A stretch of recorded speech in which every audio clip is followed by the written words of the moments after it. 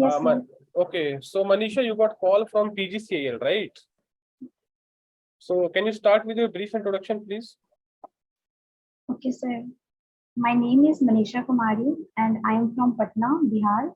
Coming to my academic curriculum, I have done my graduation in electrical engineering from Greater Noida Institute of Technology, which is affiliated from Dr. APJ Abdul Kalam Technical University, Uttar Pradesh. And I recently completed my MTech from Jamia Millia Islamia University in electrical power system management.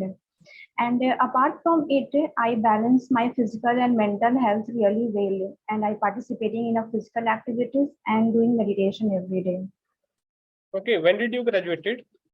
2017, So, and when did you join masters?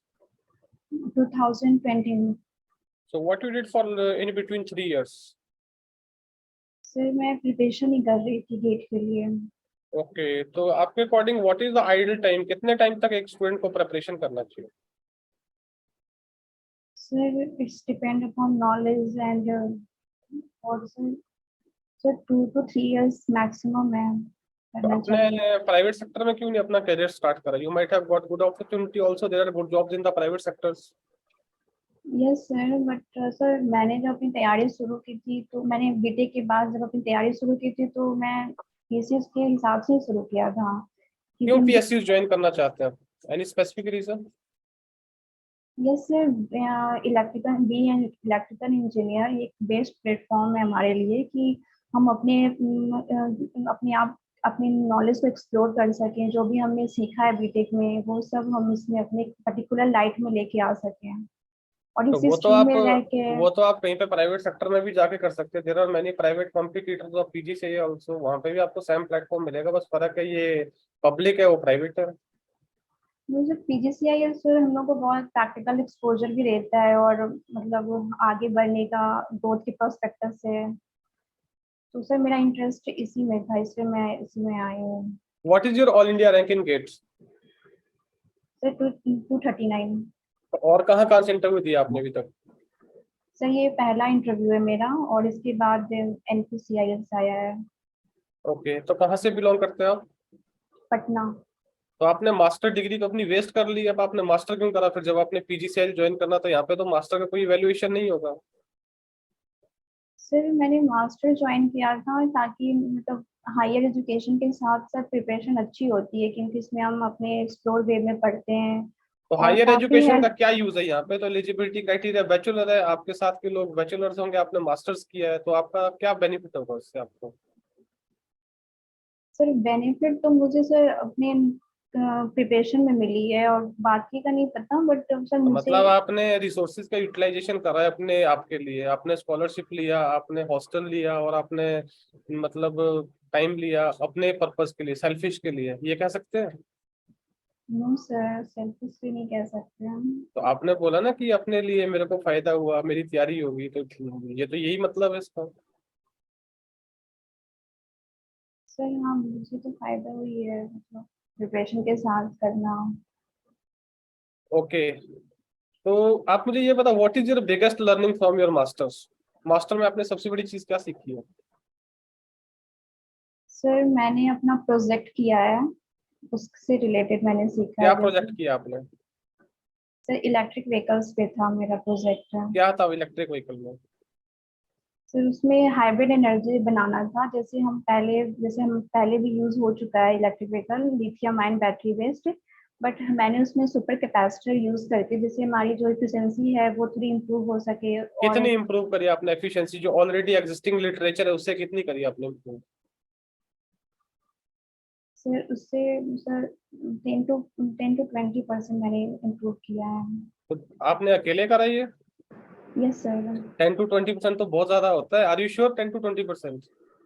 Yes sir किया और आपने है. इसका patent file किया है? अगर ये novel task है तो you must have filed the patent for this. Yes sir. बताइए.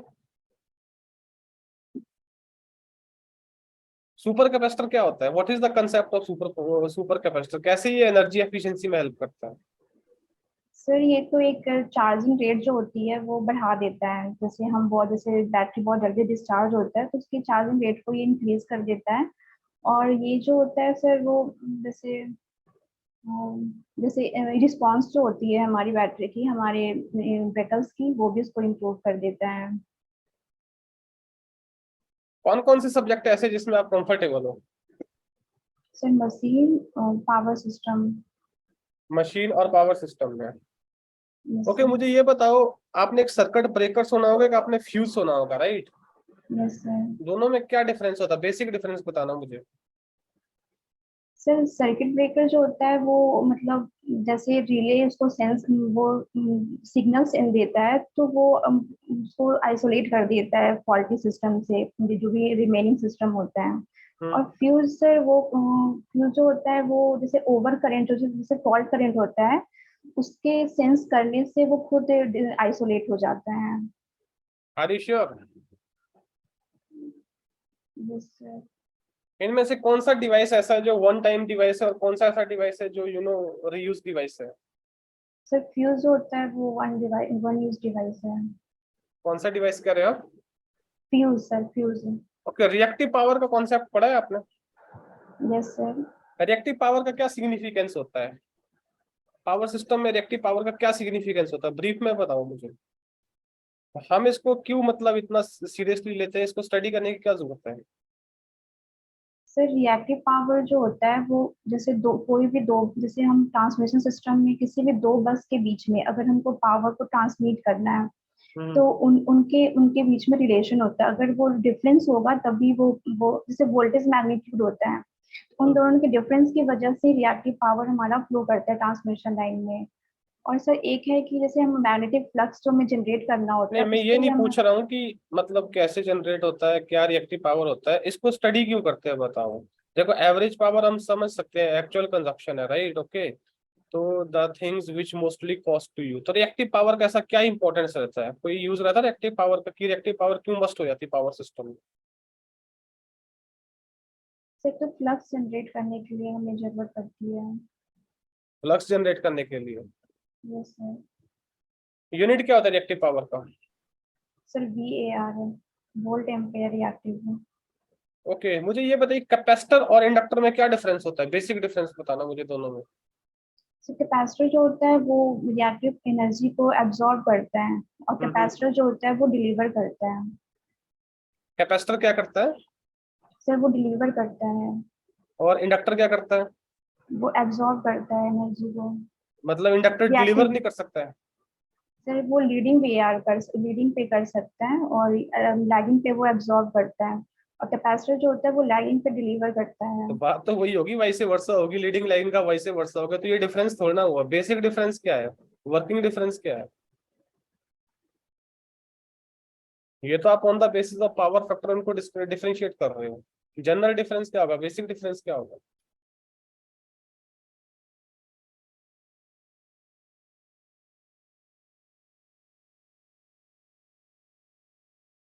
सर भी रिकॉल नहीं कर पा रही हूँ। ओके, हम सर्किट में एसी, जब हम एसी सोर्स की बात करते हैं, हम साइन वेव ही क्यों लेते हैं? साइन सोर्स क्यों नहीं लेते हैं? हम बाकी क्यों नहीं लेते? स्केयर क्यों नहीं ले लेते हैं? ट्राइंगुलर क्यों नहीं ले लेते हैं? साटूथ, कोई और भी पीरियोडिक हमारे पास बहुत सारे वेव्स हैं, हम वो क्यों नहीं लेते? हम सिर्फ साइन साइन की बात ही क्यों करते हैं?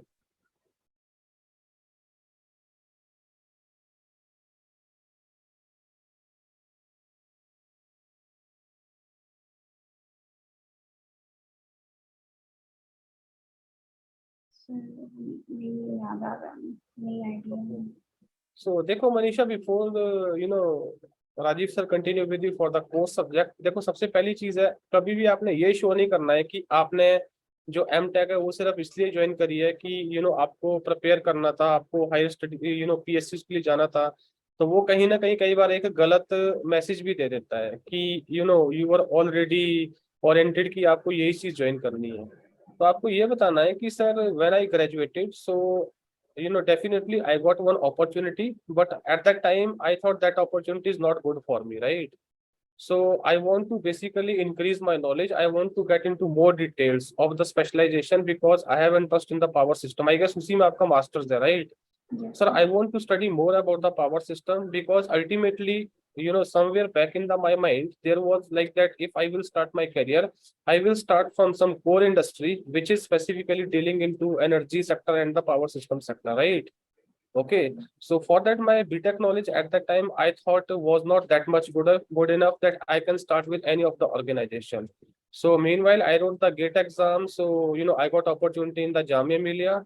So meanwhile, parallelly, I got to know if I want to start my career with the public sector undertaking like PGCIL, then I need to compete on the national level exam and I need to come in the top ranker. So for that, along with my masters, I decided to prepare again and I wrote this exam, GATE exam, and my effort paid well, and I got all India rank of 200 something, whatever you got, right? सो आपको ये नहीं बताना है कि आप मतलब यही join करना चाहते थे। इससे एक तरह से ये मैसेज आता है कि आपका मास्टर एक तरह से वेस्टेज है। अगर आपको ये भी पूछेंगे कि यहाँ पे तो सिलेक्शन आपका बैचलर के बेसिस पर है, तो मास्टर का आप क्या करोगे? बोलोगे definitely sir, yes you are right, I agree that the minimum eligibility criteria is bachelor, but what I believe over the 2 year I got a different kind of exposure, especially into the practicality of the system and in the depth of the power system. I believe right now, but not right now, but definitely in the long run, it will assist me. Okay, when I will be dealing in some hardcore projects or in hardcore domain of the same PGCIL, so it will help me in some other way also. And moreover, in last 2 year, when I was completing my master, it was not only my technical improvement, but as a personality, I believe I had improved a lot by meeting a high intellectual people and knowing the people of different domain and different category and contributing the lab experiment with a professor. They somewhere have contributing some good development in my personality also.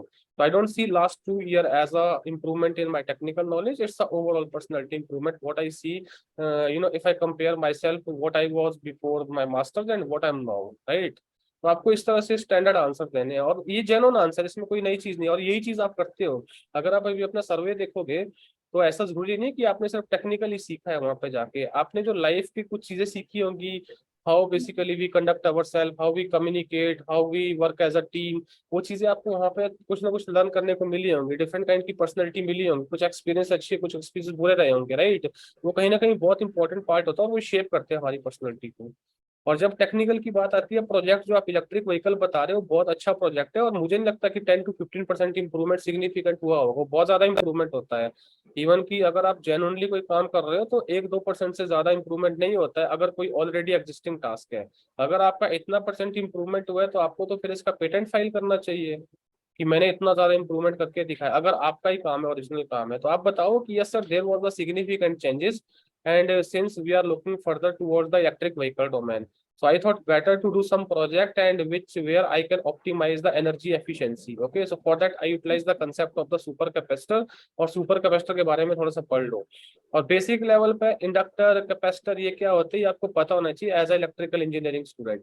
Because बेशक आप power system और machine बोल रहे हैं but ये आपके basic electrical engineering के terminology है जो आपको अच्छे से आने चाहिए। बेसिक डेफिनेशन जो आप फर्स्ट डे से पढ़ते, जो आपने बोला लीडिंग लैगिंग, वो on the basis of the power factor एक तरह से आप आगे जाके कैटेगराइजेशन करते हैं, वो इनकी फंडामेंटल डेफिनेशन नहीं है। फंडामेंटल डेफिनेशन क्या, एक आपके पास क्या मैग्नेटिक एलिमेंट, एक आपके पास क्या इलेक्ट्रिक एलिमेंट, अगर आप लेमन लैंग्वेज में बात करो। एक आपका चार्ज स्टोरेज के ऊपर बात करते हैं, एक आपका करंट के ऊपर बात करता है, सिंपल, राइट? ओके, तो वहां से फिर आगे आप जितनी डेफिनेशन दोगे वो कुछ चीजें खुलती जाती है। तो सबसे पहले बेसिक में बात कर ली, is it clear? Right, okay. So rest, Rajiv sir will continue with you. Rajiv, continue please. Rajiv sir, continue please.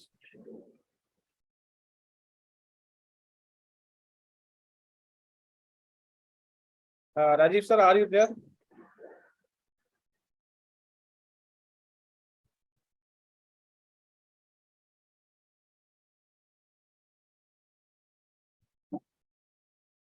Rajiv sir, continue please.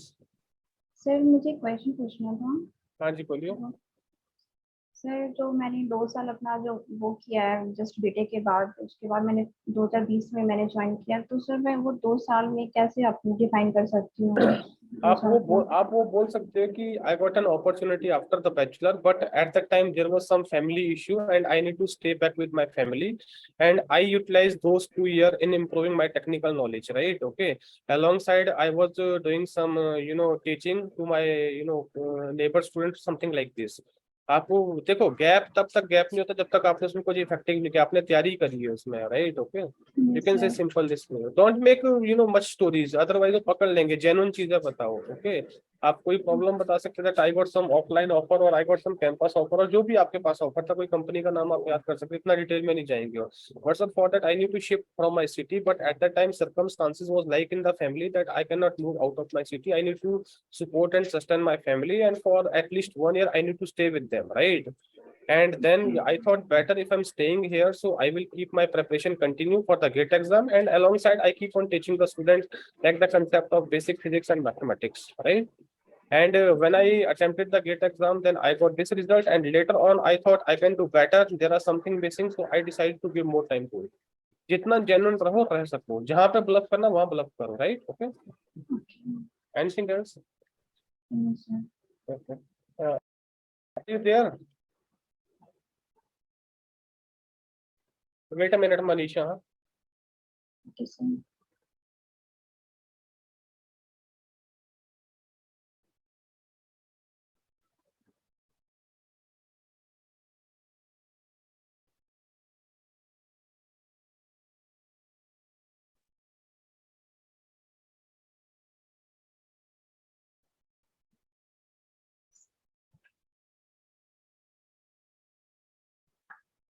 Rajiv sir, are you there?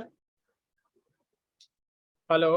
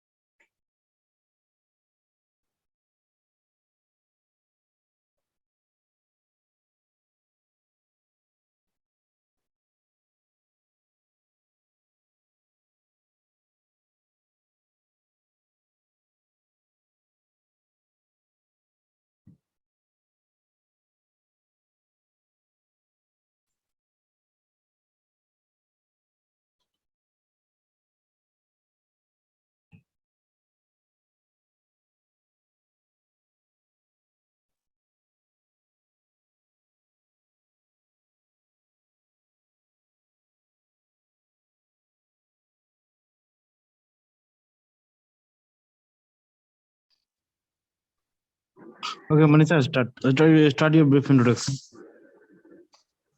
Okay, sir.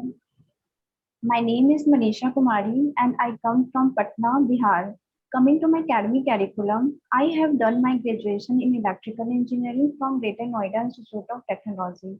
which is affiliated from Dr. APJ Abdul Kalam Technical University, Uttar Pradesh. And I recently completed my MTech from Jamia Millia Islamia University in Electrical Power System Management. And my MTech project is a novel design of hybrid energy storage system for electric vehicles, and also wrote a thesis on it. And apart from it, I balanced my physical and mental health really well. And I participating in a physical activities and doing meditation every day.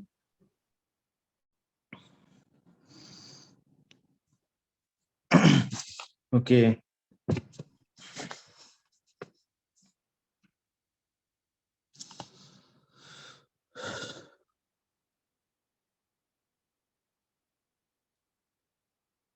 Okay.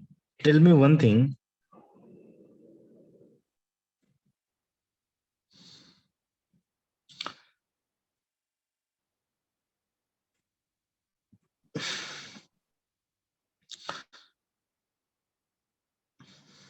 Why electrical engineering is so important? Sir, because electricity is most important in our life. हम मतलब day to day life में बिना electricity का हम नहीं जी सकते हैं। उससे बहुत सारी चीजें हैं जो हम डिपेंड करते हैं इलेक्ट्रिसिटी पे। तो इसलिए सर ये बहुत जरूरी होता है हमारी लाइफ के लिए, मोस्ट इम्पोर्टेंट पार्ट है।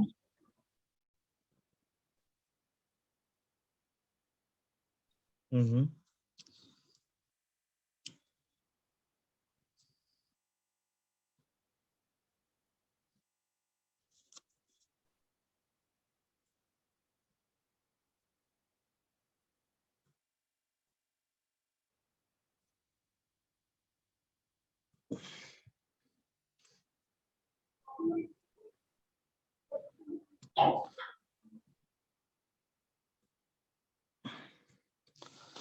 Okay.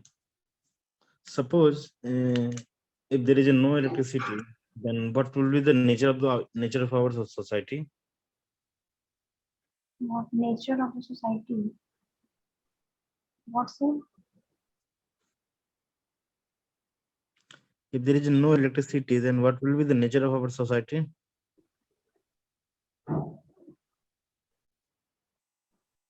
सर हमारा बहुत सारा काम रुक जाएगा अगर इलेक्ट्रिसिटी हमारी सोसाइटी में नहीं हुआ। जैसे हम वर्क फ्रॉम होम करते हैं तो वो ओनली डिपेंड अपॉन इलेक्ट्रिसिटी। अगर वो नहीं हुआ तो हम काम नहीं कर पाएंगे। फिर हम लोग डेली टू डे लाइफ में जैसे फोन चार्जिंग करना, फिर इलेक्ट्रिसिटी, बहुत सारी चीजें हैं जो हम बिना इलेक्ट्रिसिटी का नहीं कर सकते हैं। और बहुत मतलब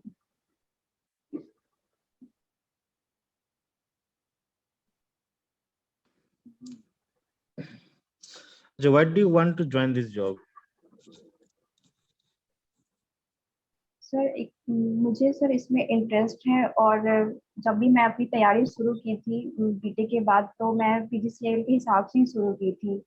और मोस्ट इम्पॉर्टेंट सर ये बहुत अच्छा ऑर्गेनाइजेशन है, special for the electrical engineers है।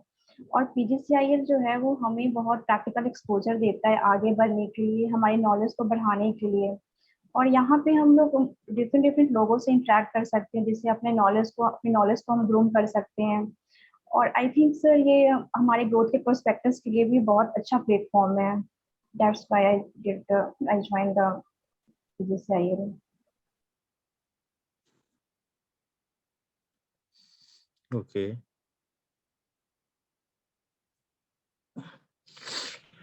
What do you mean by protection?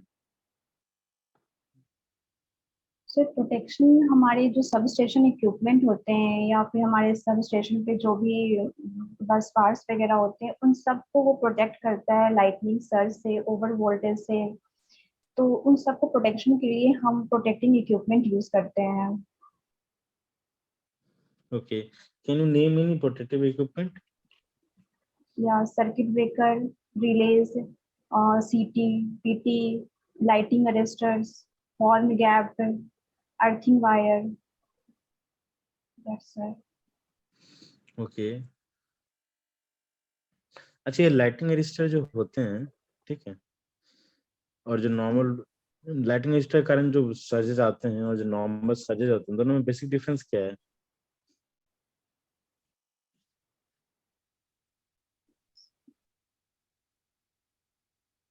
Sir जो नॉर्मल सर्जेस होते हैं वो वोल्टेज ही होता है बेसिकली, वो जैसे 365 केवी से जो नीचे के जो वोल्टेज आएंगे उसको हम सर्ज कहते हैं, और जो उससे जो ऊपर जाता है उसको हम लाइटनिंग सर्ज कहते हैं।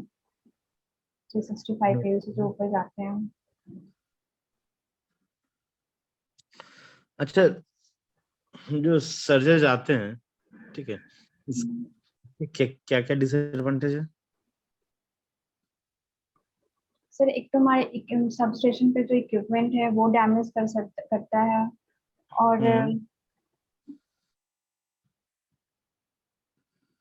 सर और हमारे हमारे टावर को वो डैमेज कर सकता है।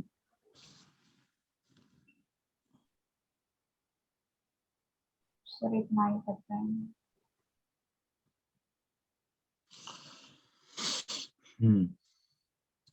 अच्छा, एक चीज बताइए, ये जो सर्किट ब्रेकर होती है, इसकी जो रेटिंग होती है, इसको किस तरीके से मैनिपुलेट करते हैं, ये जो टाइम ग्रेडिंग और करंट ग्रेडिंग की मदद से?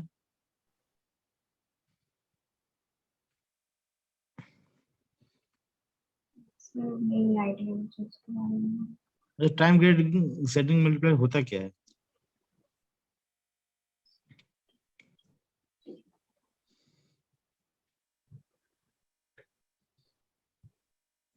सर जैसे डिफरेंट डिफरेंट सर भी रिकॉल नहीं कर पा रही हूँ सर, पढ़ा था मैंने।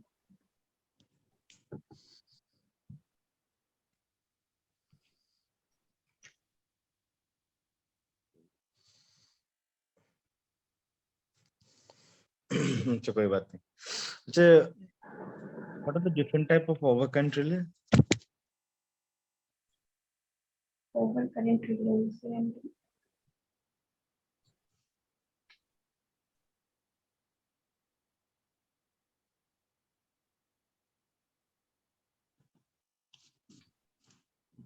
सर नहीं याद आ रहा है। तो मनीषा, कब इंटरव्यू तुम्हारा? सर 24 को।